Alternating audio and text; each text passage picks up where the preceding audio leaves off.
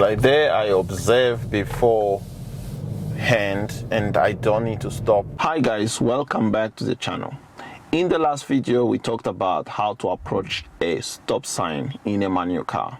So in a manual car, when approaching a stop sign, you kind of like need to know what to do, because a lot of the times people approach stop signs and either they clutch coast, so in other words, putting the clutch too early. Some people go through all the gears before they come to the stop line. So meaning like if you are in fourth, you go to third, you go to second, you go to first. But most of the time when people change to first before they stop, the stopping is always not smooth, and people try to compensate for that by clutching in too early. But if you clutch in too early, that's clutch costing. So here, let's say we want to go right. So a lot of people, they change to second, and then here they go to first gear, and then they just hold the clutch down because they are afraid that if they clutch out, the car is gonna like jump like it just did before. So that is clutch costing. So when you're approaching a stop sign, as we talked about in the last video, if you haven't seen the last video, I would recommend that you go and watch that. In the last video, we were talking about how that if you're approaching a stop sign, it's best to approach the stop sign in third gear, or sometimes you can even go to second gear, but there's no need to be going all the way to first gear when you're approaching a stop sign.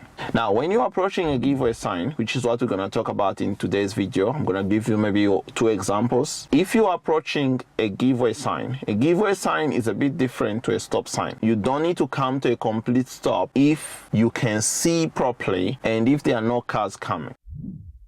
When you are approaching a giveaway sign, it's very important that you plan ahead. What I mean by planning ahead, and especially this is important for people who are converting their licenses from an automatic transmission to a manual transmission.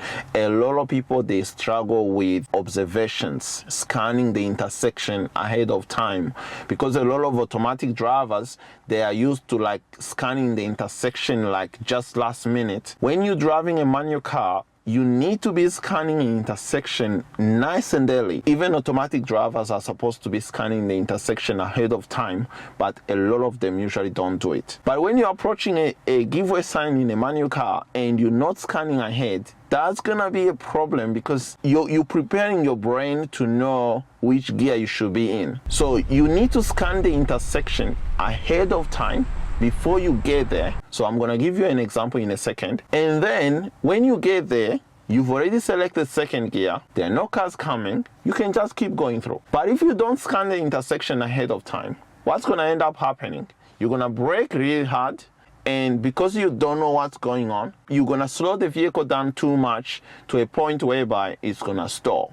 So most of the time when the car stalls, it's actually because people did not look ahead of time. You need to start scanning the intersection nice and early so that you know what's going on, and that's gonna help you to know whether you're gonna continue around, meaning you're gonna take your turn, or whether you are going to go ahead and stop and put the car in first gear. So there are 2 things you need to look out for when you're approaching a giveaway sign. How is the visibility? If the visibility is good and there are no cars coming, so remember that visibility is good, no cars are coming, you can just keep going through the giveaway sign without coming to a complete stop. But if you approach a giveaway sign and then there are cars coming, of course you're gonna go ahead and stop the vehicle. Or if you approach the giveaway sign and you can't see properly, the visibility is bad, we call those blocked intersection, or some people call them blind intersection, closed intersections. If you're approaching a blind intersection where you can't see, in that situation it's best to like come to a brief pause. So stop a little bit, select first gear, and then just go through. So as an example, here I'm approaching this intersection. It's got a giveaway sign, it's a T intersection.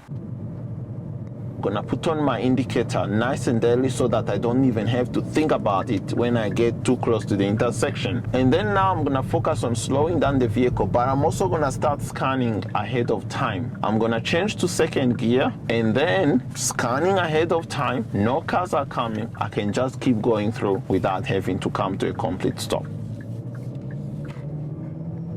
So that's why it's very important to start scanning ahead of time. So this is the example again without me talking.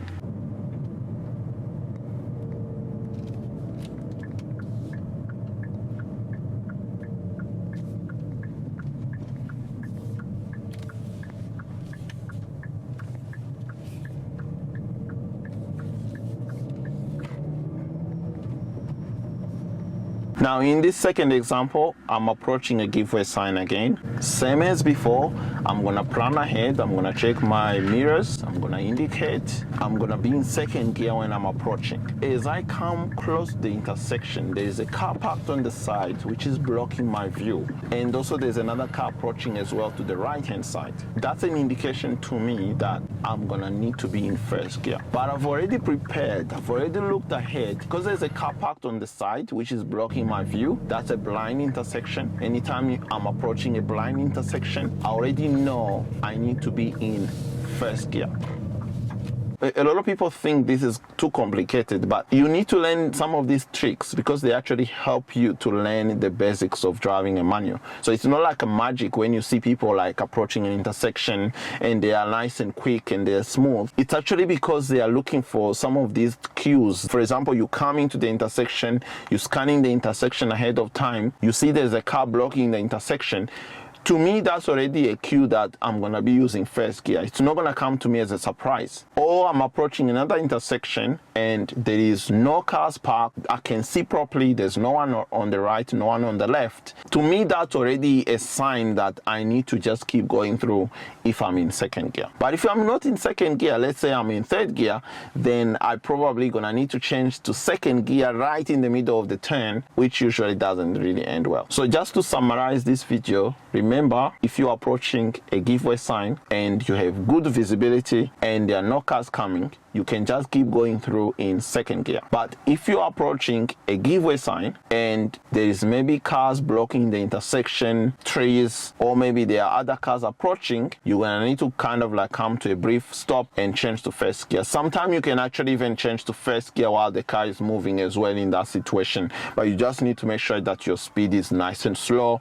And when you are clutching out in first gear, remember to clutch out a bit slowly. That's it for this video, and I hope you learned something from it. If you did, you can give the video a thumbs up, and also if you haven't done so already, subscribe for more manual driving related videos. Keep practicing and stay positive. You'll get your license in no time. Thanks for watching.